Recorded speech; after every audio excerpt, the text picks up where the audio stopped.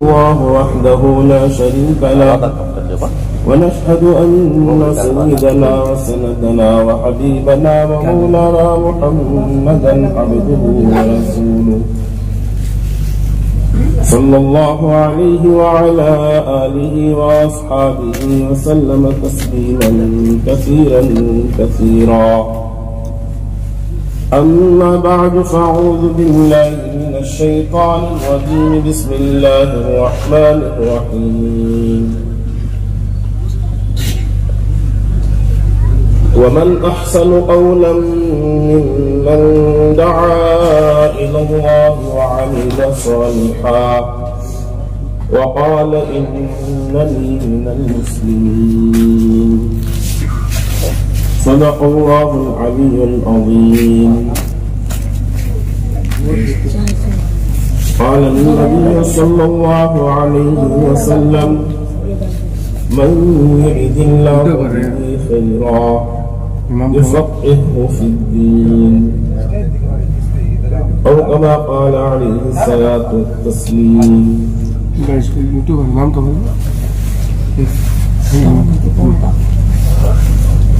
ہمارے دور میں بیٹے ہوئے ساتھیوں سے درخواست ہے کہ وہ قریب قریب ہو جائے، وہ قریب قریب ہو جائے.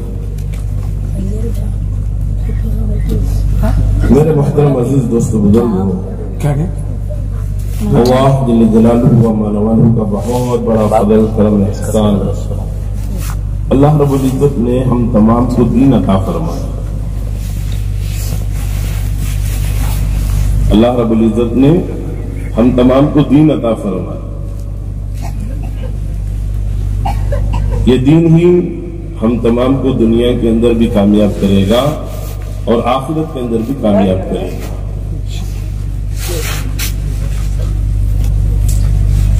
یہ ہماری غلط فہمی ہے کہ انسان کا تعارف دین کے علاوہ دوسری چیزوں سے کیا جاتا ہے کہ فلاں کے پاس فلاں مال ہے تو وہ بڑا آدمی ہے، وہ کامیاب ہے. فلاں کے پاس فلاں عہدہ ہے تو وہ بڑا آدمی ہے، وہ کامیاب ہے. یہ غلط ہے.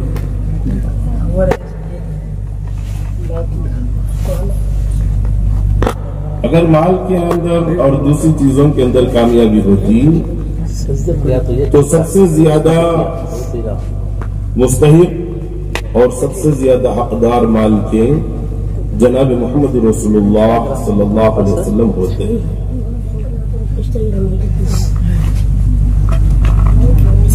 لیکن اللہ جل جلالہ و منالہ بتا رہا ہے کہ انسان کی کامیابی کا مدار دین کے اندر ہے. نبی پاک صلی اللہ علیہ وسلم کو اللہ رب العزت نے دین عطا فرما کر، دین دے کر دنیا میں بھیجا. سب سے زیادہ دیندار کون تھے؟ جناب محمد رسول اللہ صلی اللہ علیہ وسلم. سب سے بڑے کامیاب کون ہیں؟ جناب محمد رسول اللہ صلی اللہ علیہ وسلم.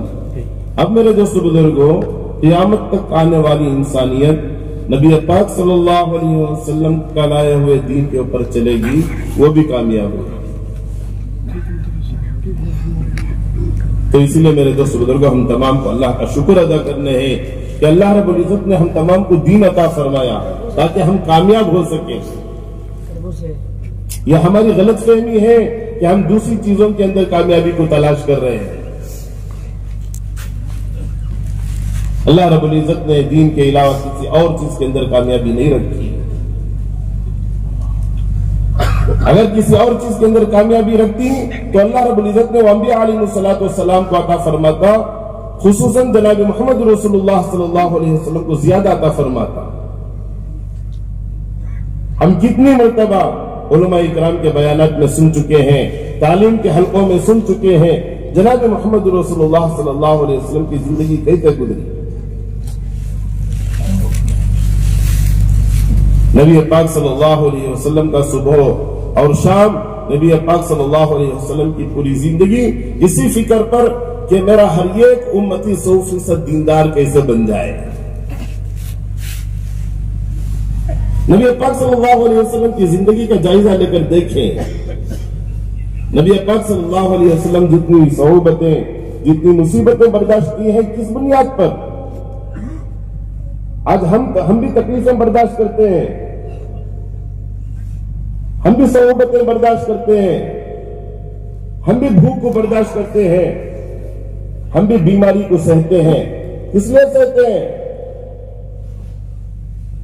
کہ ہمارا دکان بچ جائے، ہمارا دکان اچھا ہو جائے، ہمارا کاروبار اچھا ہو جائے۔ نبی پاک صلی اللہ علیہ وسلم صعوبتیں برداشت کرتے تھے تو کس لیے کرتے تھے؟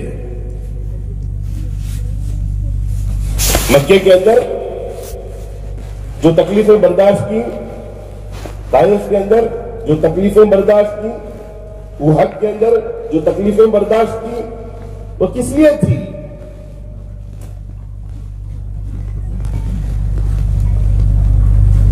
یہ تاکہ نبی پاک صلی اللہ علیہ وسلم کی امت کا ہر فرد 100% دیندار بن جائے۔ میرے دوستو بزرگوں، نبی پاک صلی اللہ علیہ وسلم کی زندگی کے حصے کو اٹھا کر دیکھیں کہ نبی پاک صلی اللہ علیہ وسلم کی زندگی کا ایک حصہ ایسا ہے کہ بیک وقت نبی پاک صلی اللہ علیہ وسلم کی 2 جوان بیٹیاں مطلقہ ہو کر نبی پاک صلی اللہ علیہ وسلم کے گھر آ جاتی ہیں۔ ماں نہیں ہے، حضرت خدیجہ الکبریٰ رضی اللہ تعالی عنہا نہیں ہے، ماں کی غیر موجودگی میں یہ باپ کے سینے پر 2 جوان بیٹیاں مطلقہ ہو کر آ جائیں تو باپ کے سینے پر کیا گزرے گی؟ نبی پاک صلی اللہ علیہ وسلم کی زندگی کے اس حصے کو اٹھا کر تھوڑا غور کریں۔ آخر نبی پاک صلی اللہ علیہ وسلم کی دونوں بیٹیوں کو طلاق کیوں دی گئی؟ نبی پاک صلی اللہ علیہ وسلم یہ تکلیف کیوں برداشت کی ہے؟ کیا ضرورت تھی؟ ہم کمپرومائز کر لیتے ہیں، صلح کر لیتے ہیں کہ چلو آپ کا مطالبہ یہ ہے تو ہم آپ کے مطالبے کو برداشت کر لیں گے، لیکن آپ ایسے حالات کو نہ لائیں۔ نبی پاک صلی اللہ علیہ وسلم کے اوپر میرا بولنا آسان ہے، آپ کا سننا آسان ہے، شاید کہ اللہ نہ کرے اللہ نہ کرے اللہ نہ کرے کسی کے اوپر ایسے حالات نہ آئے، لیکن ماحول کے اندر چند آدمیوں کو آئی ہوں گے ایسے حالات کہ ان کے گھر کے اندر ان کی جوان بیٹی مطلقہ ہو کر آ گئی ہو یا قرآن لے کر آ گئی ہو تو باپ کے سینے کے اوپر کیا گزرتی ہے۔ لیکن یہ تو ہمارے معاملات کی وجہ سے یہاں ہو رہا ہے، لیکن نبی پاک صلی اللہ علیہ وسلم کے ساتھ کیوں ہوا؟ کیا معاملات کی وجہ سے ہوا؟ نہیں، صرف اور صرف ایک ہی بات تھی کہ نبی پاک صلی اللہ علیہ وسلم دعوت دیتے تھے ہر ایک کو کہ ہر ایک اللہ رب العزت کا کلمہ پڑھ لے تاکہ وہ کامیاب ہو جائے۔ سمدھی کو اور دامادوں کو یہ منظور نہیں تھا کہ نبی پاک صلی اللہ علیہ وسلم کی اس دعوت کو نہ دے، اس دعوت کو دے، منظور نہیں تھا۔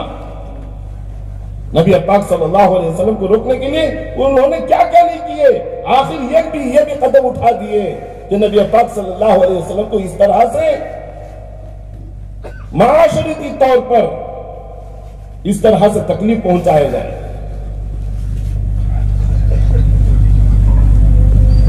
کیا نبی پاک صلی اللہ علیہ وسلم کو ان کا دین کافی نہیں تھا کہ نبی پاک صلی اللہ علیہ وسلم اپنی ذات کے اعتبار سے دین پر چل لیتے، اپنی ذات کے اعتبار سے عبادت کر لیتے؟ اللہ اکبر اللہ اکبر۔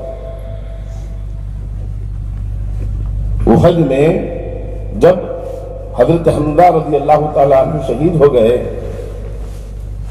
نبی پاک صلی اللہ علیہ وسلم حضرت حمزہ رضی اللہ تعالیٰ عنہ کی شہادت کو برداشت نہیں کر سکے۔ حضرت حمزہ رضی اللہ تعالیٰ عنہ کی شہادت کو برداشت نہیں کر سکے۔ نبی پاک صلی اللہ علیہ وسلم فرمانے لگے ہم اس کا بدلہ ضرور لیں گے، سن چکے ہیں نا حضرت حمزہ رضی اللہ تعالیٰ عنہ کی شہادت، کہ حضرت حمزہ رضی اللہ تعالیٰ عنہ کو صرف شہید نہیں کیا گیا، ان کی شہادت کے بعد ان کو مسلح کیا گیا۔ مسلح کا مطلب ان کی ناک کاٹی گئی، ان کے کان کاٹے گئے، ان کی آنکھیں نکالی گئی، ان کی زبان کاٹی گئی، ان کے چہرے کو بگاڑ دیا گیا، ان کے سینے کو چیرا گیا، اور ان کے دل کو اور ان کی کلیجے کو نکالا گیا۔ شاید کہ میرے دوست بزرگوں، انسانیت کی شہادت کا ایک خطرناک منظر تھا، انسانیت کی شہادت کا ایک خطرناک منظر تھا۔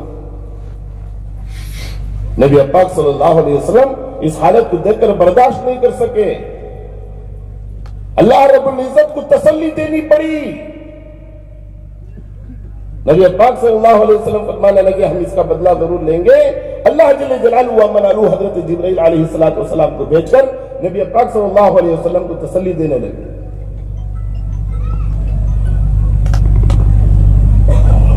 وَإِنْ عَاقَبْتُمْ فَعَاقِبُوا بِمِثْلِ مَا عُوقِبْتُمْ بِهِ وَلَئِنْ صَبَرْتُمْ لَهُوَ خَيْرٌ لِلصَّابِرِينَ۔ نبی جی، آپ بدلہ لینے کا ارادہ کر رہے ہیں تو آپ کو بدلہ لینے کا حق ہے، آپ کو بدلہ لینے کا حق ہے۔ اتنا ہی بدلہ لیں جتنا آپ کے چچا کے ساتھ انہوں نے کیا ہے۔ وَلَئِن صَبَرْتُمْ، اگر آپ اس بات پر، اس واقعے پر، اس حالت پر صبر کر لیں گے، لَهُوَ خَيْرٌ لِلصَّابِرِينَ، تو یہ کام صبر کرنے والوں کے لیے بہت بہترین ہے، یہ صبر کرنے والوں کے لیے بہت بہترین ہے۔ تو میرے دوستوں بزرگوں، نبی پاک صلی اللہ علیہ وسلم آخر اتنے حالات برداشت کیوں کر رہے ہیں؟ کیوں کر رہے ہیں؟ خود نبی پاک صلی اللہ علیہ وسلم کی ذات بھی تکلیف میں ہے، اور نبی پاک صلی اللہ علیہ وسلم کے ساتھی جو نبی پاک صلی اللہ علیہ وسلم کے ساتھ رہتے تھے ان کو بھی تکلیف میں ڈالا جا رہا ہے۔ کیوں؟ ان کی تکلیف اتنی زیادہ ہو گئی، نبی پاک صلی اللہ علیہ وسلم کو مجبور ہو کر کہنا پڑا کہ اگر آپ کو سہولت ہو، آپ اس پر راضی ہیں کہ آپ اپنا وطن چھوڑ دیں اور دوسری جگہ جا کر اپنی ایمان کی حفاظت کریں تو آپ اپنے وطن کو چھوڑ دو، گھر سے بے گھر ہو جاؤ، وطن سے بے وطن ہو جاؤ اور اپنی ایمان کی حفاظت کر دو۔ حبشہ کی ہجرت ہوئی، حبشہ کی ہجرت ہوئی۔ ایسے حالات لانے کی ضرورت تھی کیا؟ کیا دین پر چلنے کے لیے اتنے حالات لانے کی ضرورت ہے؟ میرے دوست بزرگوں، ہے۔ دین کے تعلق سے کسی حالت میں کسی چیز کے اعتبار سے بھی مصالحت نہیں ہو سکتی، کسی چیز سے بھی، کسی حالت میں بھی کسی چیز سے مصالحت نہیں ہو سکتی۔ اللہ جل جلالہ و منوالہ کو دین بہت محبوب ہے، اسی لیے اللہ رب العزت نے نبی پاک صلی اللہ علیہ وسلم کو دین عطا فرمایا تاکہ میرے تمام کے تمام بندے کامیاب ہو سکے، میرے تمام کے تمام بندے کامیاب ہو سکے۔ اللہ رب العزت نے دین عطا فرمایا، دین کے اوپر ہی اللہ رب العزت نے کامیابی کا مدار رکھا ہے۔ اس لیے دین کے اعتبار سے کسی چیز کے اعتبار، کسی حالت کے اعتبار سے مصالحت نہیں ہو سکتی۔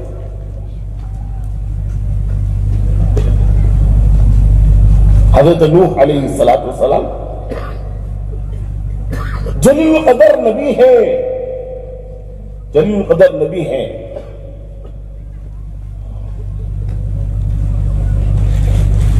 حضرت نوح علیہ السلام کے زمانے میں جس طرح سے اب نبی پاک صلی اللہ علیہ وسلم کی نبوت سارے عالم پر ہے، حضرت نوح علیہ السلام کے زمانے میں ان کی نبوت سارے عالم پر تھی۔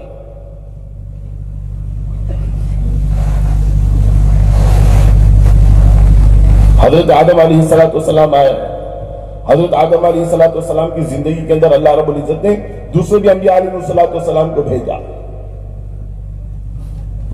دوسرے بھی علاقے کے اعتبار سے، قبیلے کے اعتبار سے نبی بن کر آئے، لیکن حضرت نوح علیہ السلام کا جب زمانہ آیا، اللہ جل جلالہ و منالہ بیک وقت سارے عالم کے اوپر حضرت نوح علیہ السلام کی نبوت کو رائج کرا۔ اتنے بڑے جلیل القدر نبی تھے، اتنے جلیل القدر نبی تھے،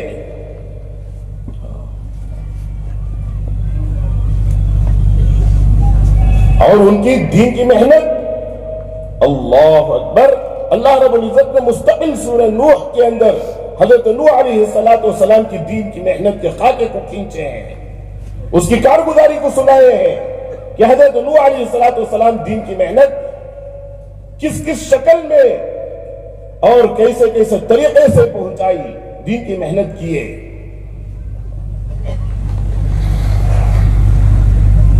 قال یا قوم انی لکم نذیر مبین ان اعبدوا اللہ واتقوہ واطیعون۔ حضرت نوح علیہ السلام اپنی امت کو، اپنے قوم کو سمجھا رہے ہیں، دین پہنچا رہے ہیں، ان کو اللہ جل جلالہ و کی نعمتوں کی خواہش پیدا کروا رہے ہیں، اللہ رب العزت کی نعمتوں کا تذکرہ کر کے ان کو ابھار رہے ہیں کہ تم دین پر چلو، تم دین پر چلو گے اللہ رب العزت کی طرف سے کیا ملے گا؟ یغفر لکم من ذنوبکم ویؤخرکم الی اجل مسمی، اللہ رب العزت تمہاری مغفرت کرے گا،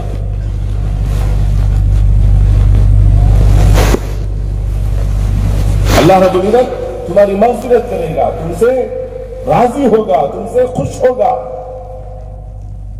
حضرت نوح علیہ السلام کے اللہ رب العزت کارگزاری اس امت کو سنا رہے ہیں، اس امت کو سنا رہے ہیں۔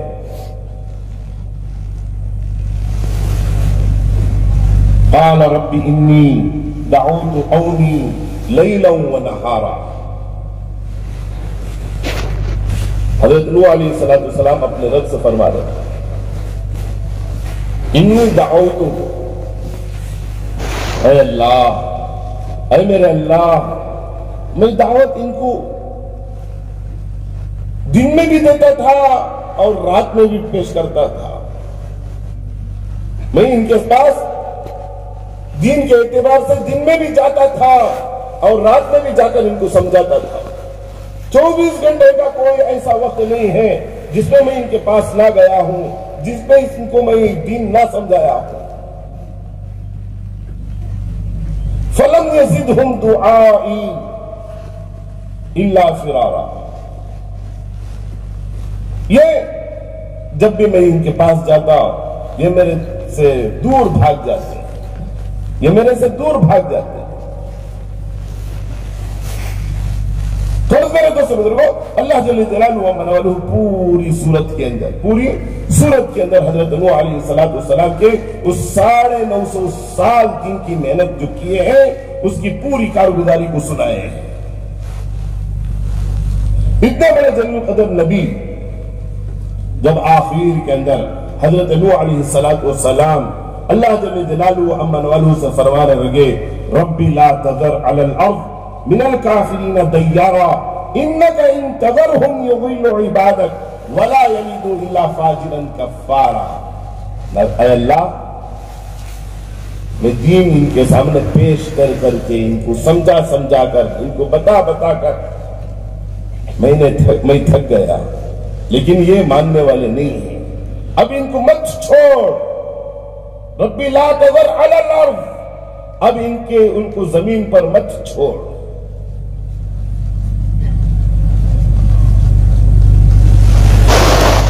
حضرت نوح علیہ السلام آگے فرما رہے انک ان تذرہم، اے اللہ اگر تو ان کو زمین پر چھوڑ دیا، یضلوا عبادک، جو گنے چنے تیرے بندے تیرے دین پر چل رہے ہیں ان کو بھی یہ گمراہ کر دے۔ انک ان تذرہم یضلوا عبادک ولا یلدوا الا فاجرا کفارا، پھر اس روئے زمین کے اوپر تیرے نافرمانوں کے علاوہ کوئی نہیں رہے گا۔ یہ بڑے جلیل القدر نبی آخر میں اپنی محنت کے بعد اللہ جل جلالہ امن والہ سے یہ فرما رہے ہیں کہ اللہ اب ان کو مت چھوڑ. تو حضرت نوح علیہ السلام کی اس بد دعا پر اللہ جل جلالہ امن والہ نے طوفان نوح کو لے کر آیا. طوفان نوح کو لے کر آیا. اوپر سے بھی بارش، اوپر سے بھی پانی، نیچے سے بھی پانی، اوپر سے بھی پانی، نیچے سے بھی پانی. حضرت نوح علیہ السلام اپنے بیٹے سے فرمانے لگے کہ بیٹے اب پوری دنیا کے اندر نجات کی کوئی جگہ ہے، نجات کا کوئی سبب ہے تو وہ میری کشتی ہے. تو میری کشتی کے اندر داخل ہو جا، بچ جائے گا. جو میری کشتی کے اندر داخل نہیں ہوگا وہ ہلاک ہو جائے گا. اللہ جل جلالہ و امن والہ کو حضرت نوح علیہ السلام کی یہ بات اپنے بیٹے سے گوارا نہیں ہوئی.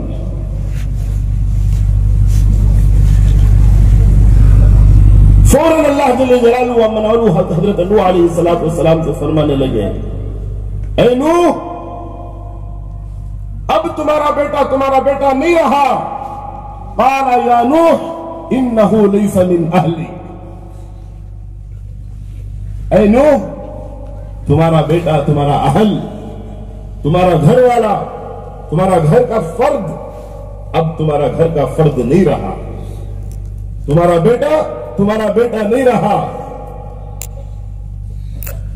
میرے دوست بزرگوں، اللہ کے اس قول کو سامنے رکھ کر ہم اپنی زندگیوں کو ٹٹولیں. باپ نمازی ہے تو بیٹا بے نمازی، بیٹا نمازی ہے تو باپ بے نمازی، باپ دیندار ہے تو بیٹا بے دین، بیٹا دیندار ہے تو باپ بے دین، ماں دیندار ہے تو بیٹی بے دین، بیٹی دیندار ہے تو ماں بے دین. لیکن ایک ہی ماحول کے اندر، ایک ہی چہار دیواری کے اندر زندگیوں کو گزار رہے ہیں. اللہ جل جلالہ امن والہ خون کے رشتے سے زیادہ دین کے رشتے کو ترجیح دیے. حضرت نوح علیہ السلام کا بیٹا حضرت نوح علیہ السلام کے لیے خون کا رشتہ تھا. بیٹے کے اندر دین نہیں تھا. اللہ جل جلالہ امن والہ حضرت نوح علیہ السلام سے فرما دیے اے نوح اب یہ تمہارا بیٹا نہیں رہا. اب تم اس کو بیٹا کہہ کر مت پکارو، اپنے پاس مت بلاؤ. خون کے رشتے سے زیادہ قیمتی دین کا رشتہ. اگر دین ہے تو بیٹا کہو، دین نہیں ہے تو بیٹا نہیں ہو سکتا. میرے دوستو بزرگوں، دین اتنی قیمتی چیز ہے، دین اتنی قیمتی چیز ہے. اس لیے ہم دین کے اعتبار سے فکر کریں، ہماری زندگی کو جانچیں، ہماری زندگی کا جائزہ لے کر دیکھیں کہ ہم دین کو اپنی زندگی کا کتنا حصہ دے رہے ہیں.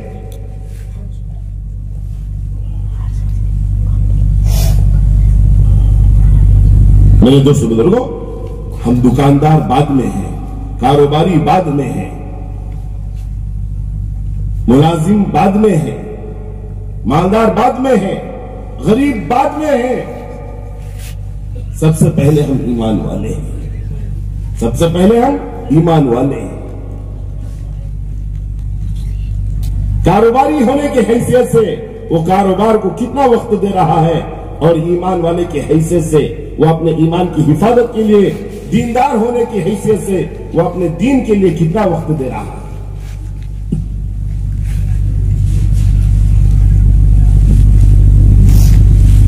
دکاندار ہونے کی حیثیت سے وہ دکان کی کتنی فکر کر رہا ہے، اور دیندار اور ایمان والے کے ہونے کی حیثیت سے وہ اپنے ایمان اور دین کے لیے کتنا وقت دے رہا ہے، کتنی فکر کر رہا ہے. کبھی ہم نے سوچا کہ آخر دین کے تعلق سے بھی کوئی فکر کرنے کی بات ہے؟ ہم تو مسلمان ہیں، ہم تو مسلمان ہیں، نماز پڑھ لیتے ہیں، اس کے علاوہ بھی اور کچھ کرنے کا کام ہے. میرے دوست بزرگوں، یہی سوچ اگر جناب محمد رسول اللہ صلی اللہ علیہ وسلم کے زمانے میں حضرت صحابہ اکرام رضی اللہ تعالیٰ عنہم اجمعین کی ہوتی تو کیا ہوتا؟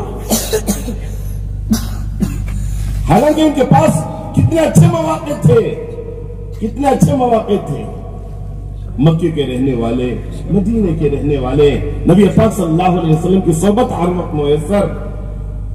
مکے میں ایک نماز پڑھو، 1,00,000 نماز پڑھنے کا ثواب، ایک نیکی کرو 1,00,000 نیکیاں حاصل ہوں گی. مدینے کے اندر ایک نماز پڑھو 50,000 نماز پڑھنے کا ثواب، ایک نیکی کرو 50,000 نیکیاں کرنے کا ثواب. روزانہ 120 رحمتیں کعبۃ اللہ کے اوپر نازل ہوتی ہیں. آسمان سے جو اللہ رب العزت کی طرف سے جو رحمتیں نازل ہوتی ہیں اس جگہ کے رہنے والے ہیں، اس جگہ کے رہنے والے ہیں. میرے دوست بزرگوں، ان کو کیا ضرورت تھی سارے عالم کے اندر پھیل جانے کی، سارے عالم کے اندر پھیل جانے کی. حضرت سعد بن ابی وقاص رضی اللہ تعالیٰ عنہ کو کیا ضرورت تھی چائنا جانے کی. حضرت خالد بن الولید رضی اللہ تعالیٰ عنہ کو کیا ضرورت تھی ملک شام جانے کی. حضرت عمر بن العاص رضی اللہ تعالیٰ عنہ کو کیا ضرورت تھی مصر کو جانے کی. سارے عالم کے اندر صحابہ اکرام رضی اللہ تعالیٰ عنہ پھیل گئے. حالانکہ وہ چاہتے تو نبی پاک صلی اللہ علیہ وسلم کی صحبت کے اندر رہ کر اپنے کتنی نیکیاں حاصل کرتے.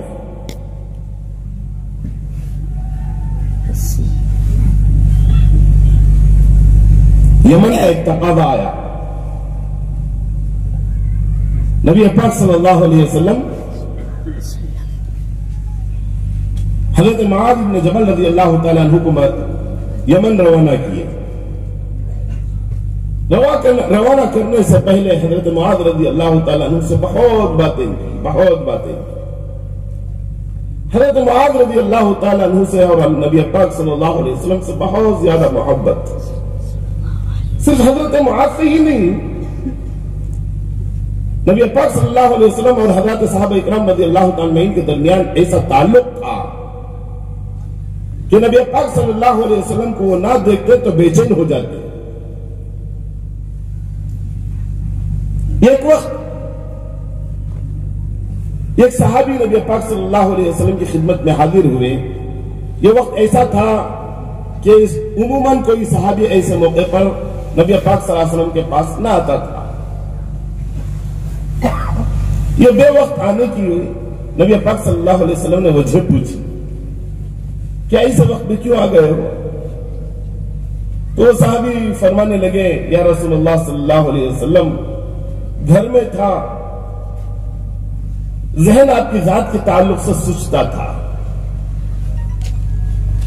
کہ ہماری زندگی آپ کے درمیان گزر رہی ہے. اب ہماری طبیعتیں آپ کے ساتھ رہ کر ایسی ہو گئی ہیں کہ جب تک آپ کو نہ دیکھیں ہمیں تسلی نہیں ہوتی، ہمیں سکون نہیں ہوتا، ہمیں اطمینان نہیں ہوتا.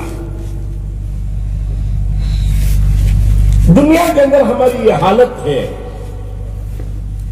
ایک نہ ایک دن آپ بھی اس دنیا سے چلے جائیں گے، ہم بھی اس دنیا سے چلے جائیں گے. جب آخرت کے اندر آپ نبیوں کے زمرے میں ہوں گے، آپ نبیوں کے سردار ہوں گے اور آپ کا مرتبہ اور آپ کا درجہ اور آپ کا مقام بہت بلند ہوگا، تو اس موقع پر ہمارا کیا ہوگا؟ اس موقع پر ہمارا کیا ہوگا؟ دنیا کے اندر ہماری یہ حالت ہے کہ آپ کو دیکھے بغیر ہمیں چین سکون نہیں ہوتا، اطمینان نہیں ہوتا، تو آخرت میں ہماری کیوں کر زندگی گزرے گی؟ میرے دوستو بزرگوں، ان کی سوچ بھی دیکھو کتنی عجیب ہوتی ہے.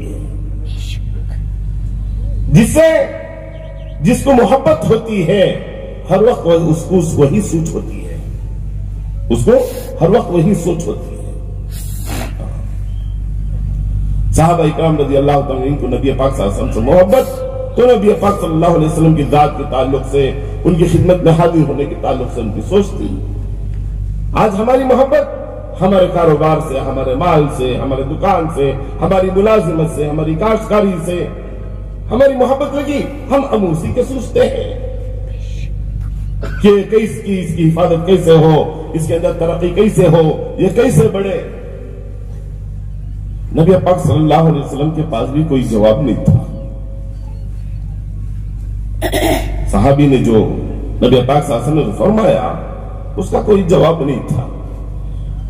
فوراً اللہ جل جلالہ و من والہ نے حضرت جبرائیل علیہ السلام کو بھیج کر یہ آیتیں نازل فرمائیں، وَمَن يُطِعِ اللَّهَ وَالرَّسُولَ فَأُولَٰئِكَ مَعَ الَّذِينَ أَنْعَمَ اللَّهُ عَلَيْهِمْ مِنَ النَّبِيِّينَ وَالصِّدِّيقِينَ وَالشُّهَدَاءِ وَالصَّالِحِينَ۔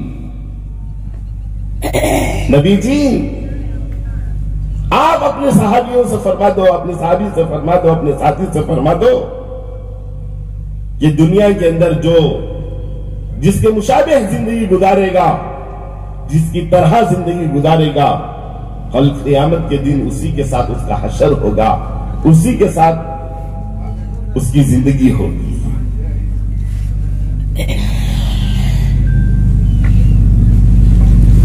میرے دوستوں بزرگوں، یہ صحابہ حضرات صحابہ اکرام رضی اللہ تعالیٰ عنہ کا مزاج تھا، ان کی عادت تھی۔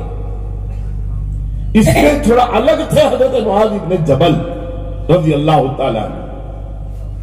یہ حضرت معاذ بن جبل رضی اللہ تعالیٰ عنہ کو جب نبی پاک صلی اللہ علیہ وسلم یمن روانہ فرمایا تو بہت ساری باتیں کی، وہاں کے حالات بتائے، وہاں کی ضروریات بتائے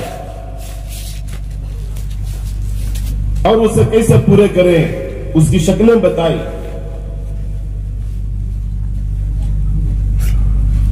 حضرت معاذ بن جبل رضی اللہ تعالیٰ عنہ ان کے اوپر سوار ہو گئے، اب روانہ ہو رہے ہیں، گویا کہ سواری کے اوپر سوار ہو گئے، اب روانہ ہو رہے ہیں۔ نبی پاک صلی اللہ علیہ وسلم کو بھی دلی محبت تھی حضرت معاذ بن جبل سے۔ گھر سے ہی فی امان اللہ کہہ کر روانہ نہیں کی، گھر سے ہی فی امان اللہ بول کر روانہ نہیں کی۔ حضرت معاذ بن جبل رضی اللہ تعالیٰ عنہ کے اونٹ کی نکیل کو پکڑ کر چل رہے ہیں۔ حضرت معاذ بن جبل رضی اللہ تعالیٰ عنہ ان پر سوار ہے۔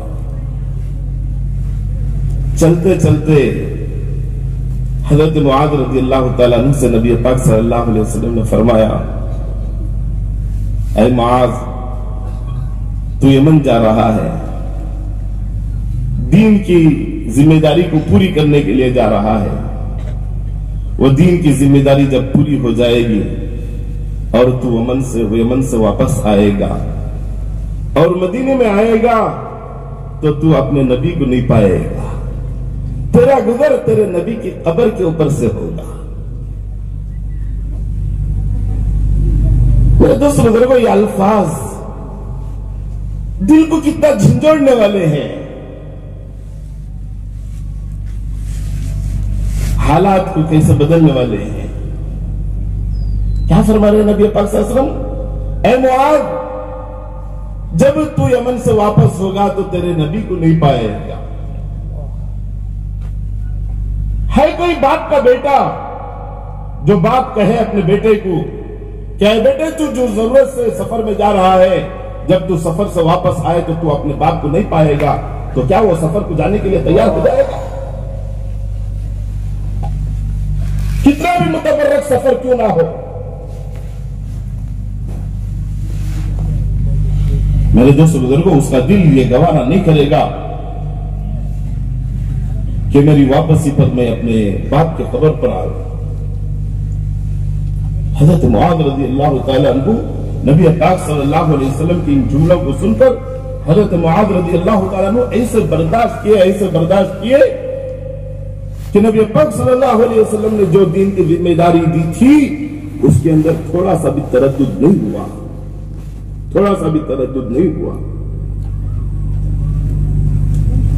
حضرت معاذ رضی اللہ تعالیٰ عنہ ایسے جملے کو برداشت کیا، کیوں برداشت کر رہے ہیں؟ کیا ضرورت تھی حضرت معاذ رضی اللہ تعالیٰ عنہ کو برداشت کرنے کی؟ حالانکہ براہ راست نبی پاک صلی اللہ علیہ وسلم کی زبان مبارک سے سن رہے ہیں، ابھی مدینے سے باہر نہیں ہوئے، حضرت معاذ رضی اللہ تعالیٰ عنہ نبی پاک صلی اللہ علیہ وسلم کی دی ہوئی ذمہ داری کو ترجیح دی نبی پاک صلی اللہ علیہ وسلم کے اس قول پر جو دل کو جھنجھوڑنے والا تھا.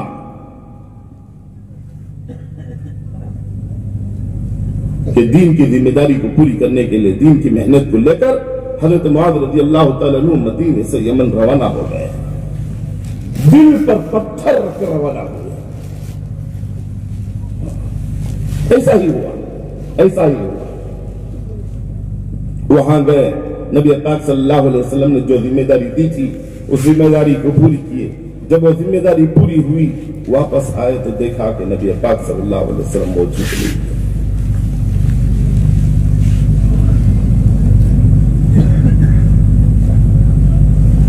یہ ایک نہیں دو نہیں میرے دوست بزرگوں, 1.25 لاکھ انبیاء علیہم السلام کا یہی رنگ تھا. مکے کی زمین کو چھوڑے, مدینے کی زمین کو چھوڑے, سارے عالم کے زمین کے پیوند بن گئے.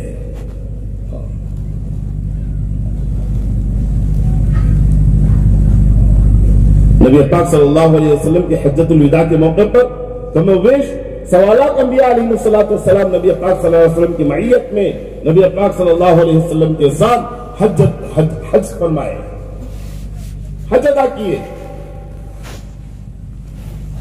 حج کے بعد جناب محمد رسول اللہ صلی اللہ علیہ وسلم کی زندگی تقریباً 3.25 مہینے باقی رہی. 3.25 مہینے کے بعد نبی پاک صلی اللہ علیہ وسلم اس دنیا سے پردہ فرما گئے. پھر نبی پاک صلی اللہ علیہ وسلم کے وہ صحابہ جو 1.25 لاکھ کم و بیش تھے گئے کہاں؟ مورخین, محققین, حضرت صحابہ اکرام رضی اللہ تعالیٰ نے ان کی کھوج کی, ان کی تحقیق کی, ان کو تلاش کیا. دیکھا کہ حجاز کے اندر 10-12 ہزار سے زیادہ نہیں ہے حضرت صحابہ کی مزاریں, حضرت صحابہ کی آثار. باقی کا اتنا بڑا مجمع گیا کہاں؟ دین کو لے کر نبی پاک صلی اللہ علیہ وسلم نے جو ذمہ داری دی تھی سارے عالم میں پھیلا. حضرت آ گئے ہیں, انشاءاللہ حضرت کی بات ہوگی اطمینان کے ساتھ. میں ہوں سید منیر, سن میرے رب یہ دعا. میں ہوں سید منیر.